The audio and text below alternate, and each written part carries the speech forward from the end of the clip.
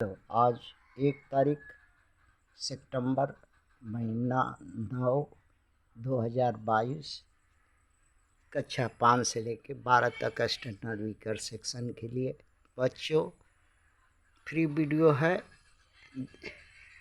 आज समझते हैं कि general caste versus ST SC OBC minority में ब्लडली अटैक्ट ऑन ईच अदर, एक दूसरे के साथ जनरल कास्ट और ST SC OBC माइनॉरिटी के बीच खूनी संघर्ष का शुरुआत कब से हुई और कब तक चलेगी, इसका अंत किस रास्ते से होगा।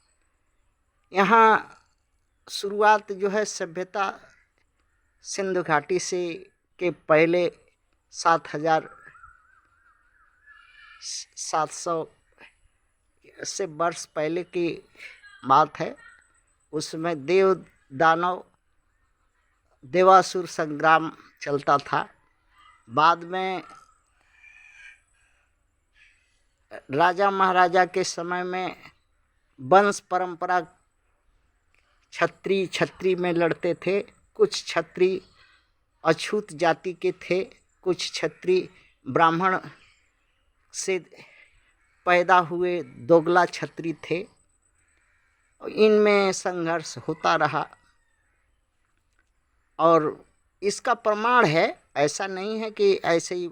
महाभारत में पढ़िए, देखिए, महाभारत है और सब ग्रंथ है जिसमें जब लड़ाई के अंत में उसमें एक श्लोक है, इस समय नहीं है हमारे पास, नहीं तो दिखाते, कि युद्ध खत्म होने के बाद ब्राह्मणों की औरतों के साथ या क्षत्रिय के औरतों के साथ, जो क्षत्रिय मर गए थे, क्षत्रियों के औरतों के साथ ब्राह्मण संभोग किया और वही द्विजात जो पैदा हुआ वो आज के क्षत्रिय हैं। और इस तरह से परंपरा चली और वंश राजवंश बने और लड़ते भिड़ते रहे। अंतिम अछूत राजा नंदवंश था और इस तरह से अंतिम राजा पृथ्वीराज चौहान भी अछूत वंश का, क्षत्रिय वंश का था, चौहान। इस तरह से उस वक्त तक जो है इतना ज़्यादा प्रभाव जो है आम साधारण जनमानस पर नहीं था। लोग खाते कमाते थे, जीते थे। 12वीं सदी के बाद 9वीं सदी तक ये सब चलते रहा। इसी के पहले बुद्ध आए, उनके इस काल में भी ऐसा ही घटना।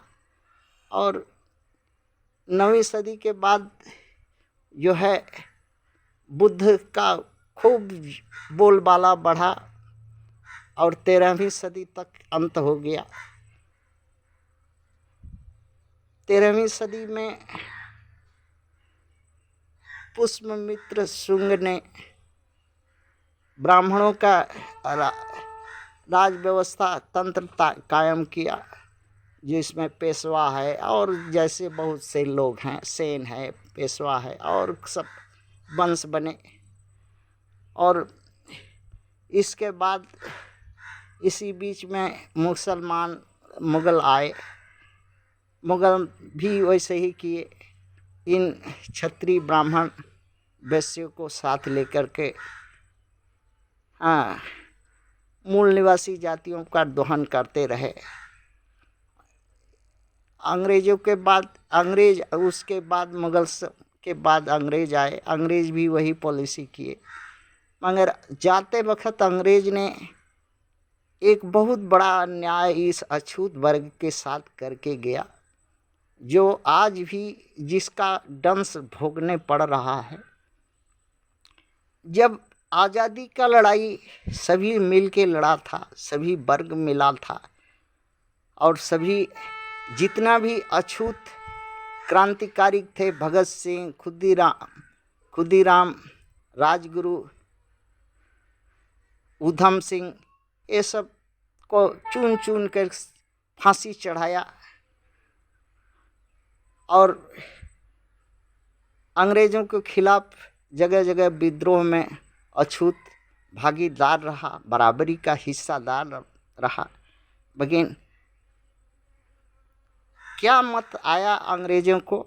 आज़ादी सत्ता छोड़ करके, सत्ता सौंप करके इन क्षत्रिय ब्राह्मण वैश्यों के हाथ में चला गया और ना तो सत्ता का बंटवारा सही किया, ना संपत्ति का इस देश का बंटवारा किया, ना अधिकार का बंटवारा किया, और जिसके कमी के कारण एक झुंझुना थमा दिया लोकतंत्र का, संविधान का, और अछूत जो है उसी सब झुंझुना में भूल गया और अपना पुराना इतिहास, अपना पुराना खून की गर्मी, पुराना मर्यादा, पुराना लड़ाई लड़ने का तरीका सब भूल गया और गणुआ भणुआ दलाल बन करके जी रहा है।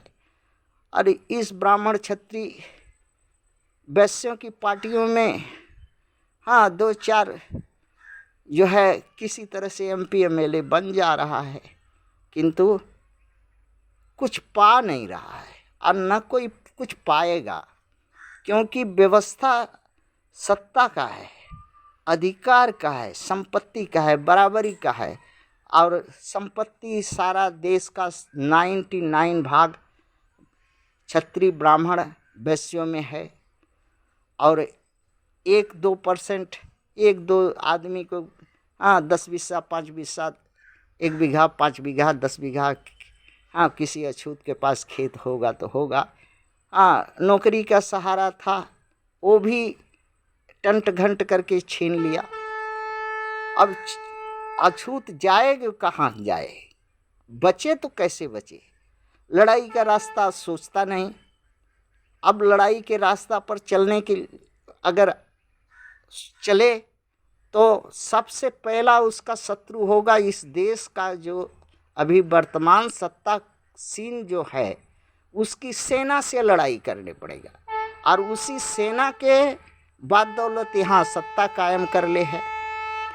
दूसरा शत्रु होगा जो मनुवाद के जितने सामंत विचार ब्राह्मण क्षत्रिय वैश्य हैं, उनसे लड़ने होगा। 2 शत्रु हुआ, अछूतों का 2 शत्रु सामने खड़ा हो गया। और तीसरा शत्रु इसका है कि धन संपत्ति, व्यवस्था और हथियार या रोजी रोटी नहीं है, अपना पेट की लड़ाई करे कि इनसे युद्ध करे, मजबूरी है उसकी, मजबूरी से लड़ाई। ये 3 लड़ाई एक साथ अछूत को करने होगा और अछूत इसीलिए आज जो है बिना कमर का हड्डी केचुआ बन करके रेंग रहा है, मार खा रहा है, बर्दाश्त कर रहा है, किंतु और कोई रास्ता नहीं है। बार बार है, देख लो, भीख मांगने से कि लोकतंत्र से भीख मांग करके आज़ादी मिलेगा, ये कभी नहीं होगा। और कोई भी धर्म अपना लो, चाहे बौद्ध धर्म, चाहे जो धर्म अपना लो, धर्म कभी भी सत्ता न्याय बराबरी नहीं दिलाएगा।